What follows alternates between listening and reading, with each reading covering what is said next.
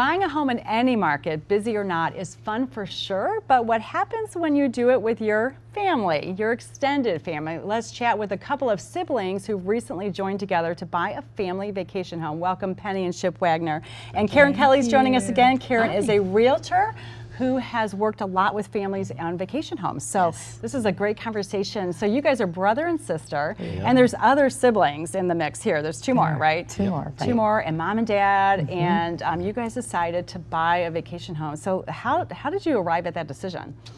You know, we talked about it for several years, and you know, really with the pandemic, we like to travel a lot as a family, and we all do get along, and we love each other a lot. So that's awesome. you know, there was not a lot of travel going on, and so we started talking about, okay, could we make this a reality, and what does that look like? So that was kind of our goal, was let's start looking and see if we could do something that would, you know, benefit our entire family for generations. There's 7 grandkids.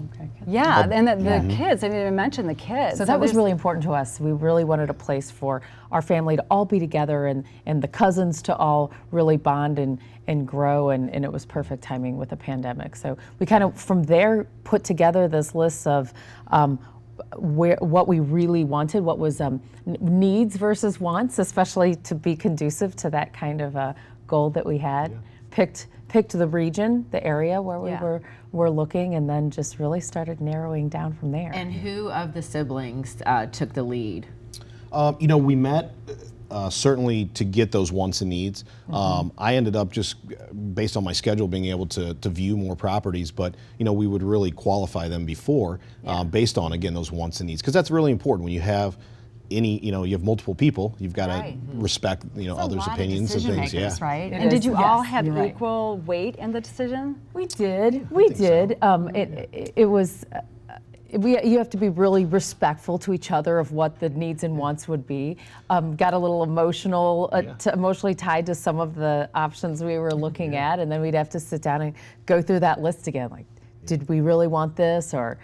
Gosh, we got down to one home that we really, really liked, but then we would need a lot of construction things to make it what we wanted, and then it was like, no, that's going to take too long, and that doesn't meet our goal of wanting to be together soon, you know, and do this soon. So. And you know, that really talks about being patient, I think, in the process, whether you know, the markets are always going up and down, and there might be more inventory or less inventory, but that was something that I was really keeping in mind, because the one that we really liked, it just wasn't right, and so I was a little discouraged per se. But just being patient, whether you're buying your normal home or a second home or anything, I think that's a mindset to have that was important for us. And you guys picked going back to a location decision, a drivable location, and we were in the pandemic, and that was an important part of the criteria.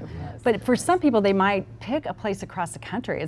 That would be even more complicated, right? We wanted something we could get to fairly quickly. It was a lakefront that we wanted to be on. There's a lot of options for that anywhere, but we chose one that was maybe a little less of the exciting place, but a little more of the comfortable and just a place we could go and enjoy, and you know, let the kids, you know, run around outside and just be together. Well, and I know that we talk to clients all the time about decluttering and depersonalizing to make the space generic for whoever may come in. I know you had some challenges along the way with not being able to get past some people's stuff. Talk about that. That was really interesting, because it does start turning your mind when the home is staged a certain way or has certain contents in it. See the home, right. Yeah. So we would go, when we first bought the home, we'd start taking things down, because we bought it as is with all of the furniture, with furniture and everything, you know. And so we'd like take things down and we'd be like, okay, how does this feel? You know, how does this feel?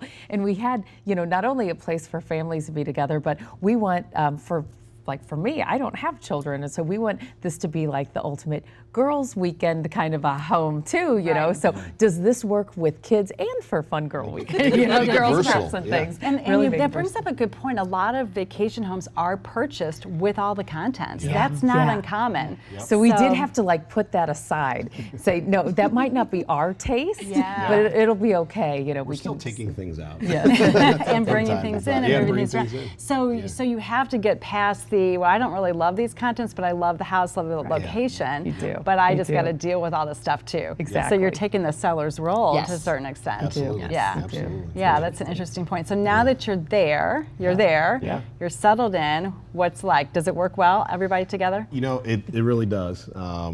You know, we've got just some basic framework kind of ground rules, like, hey, let's keep it clean for the next people, right? Okay. But I'll tell you, we haven't even been out there in the summer yet, and we keep having all these fun times, you know, in the winter, Yeah.